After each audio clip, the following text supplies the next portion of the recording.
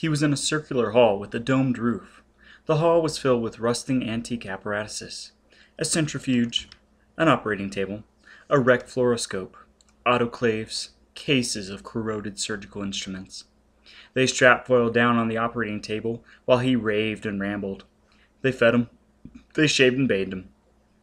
Two men began turning the ancient centrifuge by hand. It emitted a rhythmic clanking like the pounding of a war drum. Those assembled began tramping and chanting. They turned on the ancient autoclave. It boiled and geysered, filling the hall with howling steam. They turned on the old fluoroscope. It was short-circuited and spat sizzling bolts of lightning across the streaming hall. A 10-foot figure loomed up to the table. It was Joseph on stilts. He wore a surgical cap and a surgical mask, and a surgeon's gown that hung from his shoulders to the floor. The gown was heavily embroidered with red and black thread, illustrating anatomical sections of the body. Joseph was a lurid tapestry of a surgical text. "I pronounce you nomad," Joseph intoned. The uproar became deafening. Joseph tilted a rusty can over Foyle's body. There was a reek of ether. Foyle lost his tatters of consciousness, and darkness enveloped him. Out of the darkness, Vorga T-1339 surged again and again, accelerating on a sunward course that burst through Foyle's blood and brains until he could not stop screaming silently for vengeance.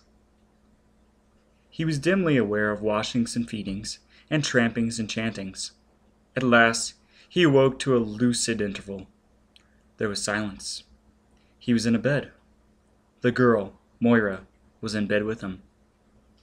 "Ugh, who are you?" Foyle croaked. "Your wife, Nomad." "What?" "Your wife. You chose me, Nomad.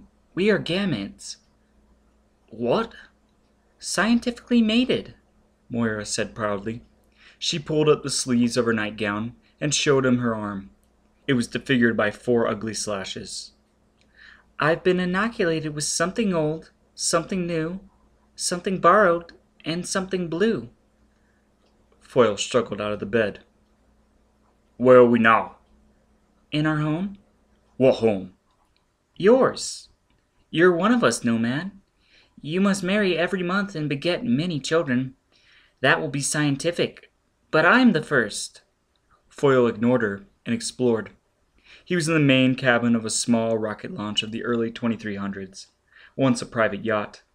The main cabin had been converted into a bedroom. He lurched to the ports and looked out. The launch was sealed into the mass of the asteroid, connected by passages to the main body. He went aft. 2 smaller cabins were filled with growing plants for oxygen.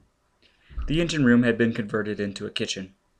There was high thrust in the fuel tanks, but it fed the burners of a small stove atop the rocket chambers.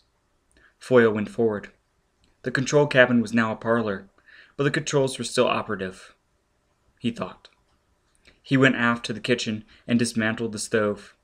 He reconnected the fuel tanks to the original jet combustion chambers. Moira followed him curiously.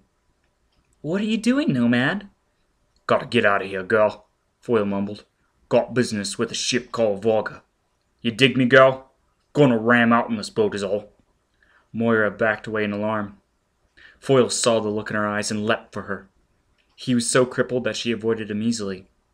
She opened her mouth and let out a piercing scream. At that moment, a mighty clangor filled the launch. It was Joseph and his devil-faced scientific people outside, banging on the metal hull, going through the ritual of a scientific bravo for the newlyweds. Moira screamed and dodged while Foyle pursued her patiently. He trapped her in a corner, ripped her nightgown off, and bound and gagged her with it. Moira made enough noise to split the asteroid open, but the scientific bravo was louder. Foyle finished his rough patching in the engine room. He was almost an expert by now. He picked up the writhing girl and took her to the main hatch. "Leaving!" he shouted in Moira's ear. "Take off. Blast right out of this asteroid. Hell of a smash, girl. Maybe all die, you. Everything busted open. Guess it's for grabs what happens. No more air, no more asteroid. Go tell 'em. Warn 'em. Go, go." He opened the hatch, shoved Moira out, and slammed the hatch and dogged it. The Bravo stopped abruptly. At the controls, Foyle pressed ignition. The automatic takeoff siren began a howl that had not sounded in decades. The jet chambers ignited with dull concussions. Foyle waited for the temperature to reach firing heat. While he waited, he suffered. The launch was cemented into the asteroid. It was surrounded by stone and iron. Its rear jets were flush on the hull of another ship, packed into the mass. He didn't know what would happen when his jets began their thrust, but he was driven to gamble by Vorga. He fired the jets. There was a hollow explosion as high thrust flamed out of the stern of the ship. The launch shuddered, yawned, heated. A squeal of metal began. Then the launch grated forward. Metal, stone, and glass split asunder, and the ship burst out of the asteroid into space. The Inner Planets Navy picked him up 90,000 miles outside of Mars' orbit. After 7 months of shooting war, the IP patrols were alert but reckless. When the launch failed to answer and give recognition countersigns, it should have been shattered with a blast, and questions could have been asked of the wreckage later. But the launch was small, and the cruiser crew was hot for prize money. They closed and grappled. They found Foyle inside, crawling like a headless worm through a junk heap of spaceship and home furnishings. He was bleeding again, right with stinking gangrene, and one side of his head was pulpy. They brought him into the sick bay to board the cruiser and carefully curtained his tank.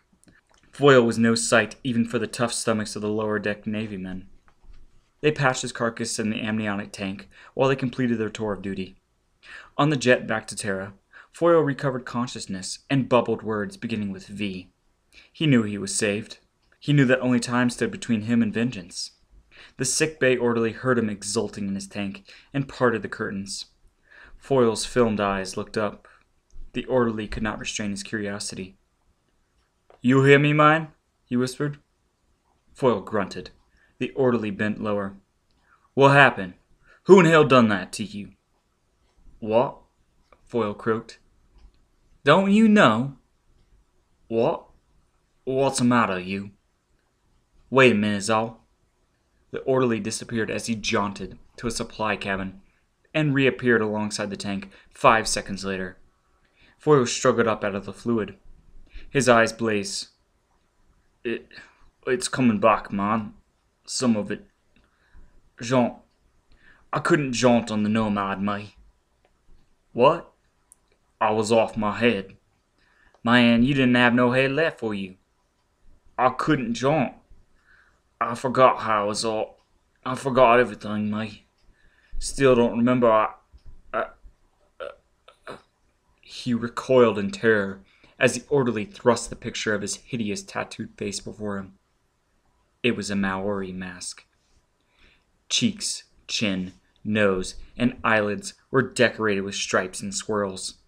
Across the brow was blazoned, "Nomad." Foyle stared, then cried out in agony. The picture was a mirror. The face was his own.